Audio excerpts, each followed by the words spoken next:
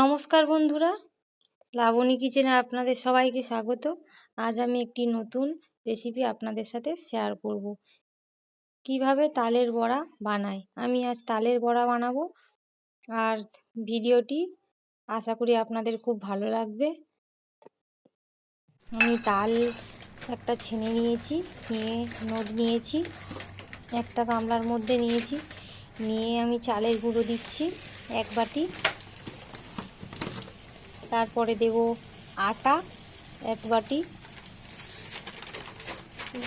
তারপরে দেব ময়দা 1 বাটি, তারপরে স্বাদ মতন চিনি দেব। যে যেমন মিষ্টি পছন্দ করো তেমন দেবে। আমি 1 বাটি আর হাফেরও কম দিয়েছি। দিয়ে এর মধ্যে একটু মৌরি হাত দিয়ে ঘষে নিয়ে এর মধ্যে দিয়ে দিয়েছি। দিয়ে তারপরে দেব হাফেরও কম সুজি এর মধ্যে দিয়ে দিয়েছি। দিয়ে কালো জিরে দিয়ে এটা ভালো করে মেখে নেব। মেখে নিয়ে তারপরে আরও কিছুটা নারকেল কুড়েছিলাম, সেটাও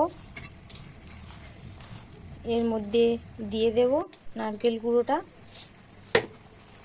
নারকেলটা দিলে আরও খেতে তালের বড়াটা আরও বেশি স্বাদ লাগে, বেশি টেস্টি হয়।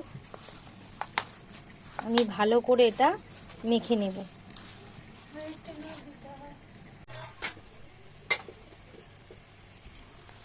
ভালো করে মেখে নেওয়া হয়ে গেছে। আমি এবারে এটা 10 থেকে 15 মিনিটের মতন ভালো করে চাপা দিয়ে রেখে দেব।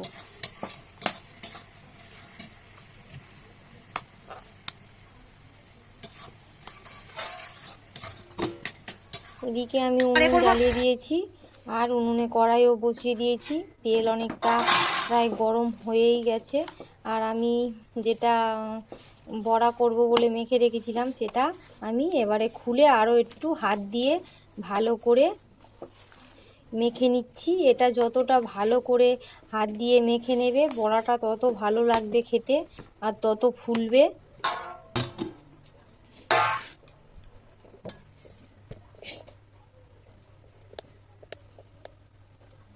তেল গরম হয়ে গেছে। আমি একটা বাটিতে জল নিয়েছি, নিয়ে হাতটা তার মধ্যে ভালো করে ডুবিয়ে নিয়ে এবারে এইভাবে আমি বড়াগুলো তেলের মধ্যে দিয়ে দেব।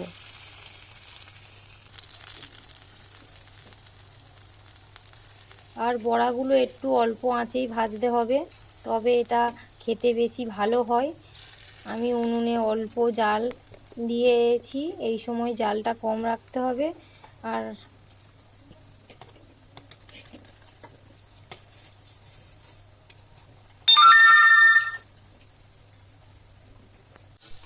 একবার ভাজা হয়ে গেছে, আমি তুলে নিচ্ছি।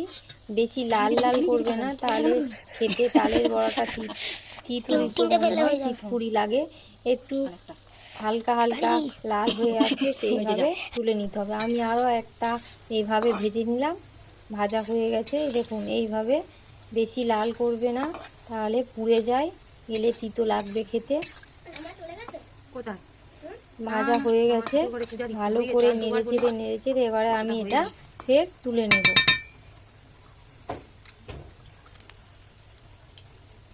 আমার সবগুলো একইভাবে আমি ভেজে নিয়েছি, ভাজা হয়ে গেছে আমার তালের বড়া। আর ছেলে খেতে চাইছিল, ওকে খেতে দিয়েছি। ও তো বলল মা খেতে ভালো হয়েছে। আপনারাও এইভাবে একবার বাড়িতে বানিয়ে দেখবেন, খেতে অবশ্যই ভালো লাগবে।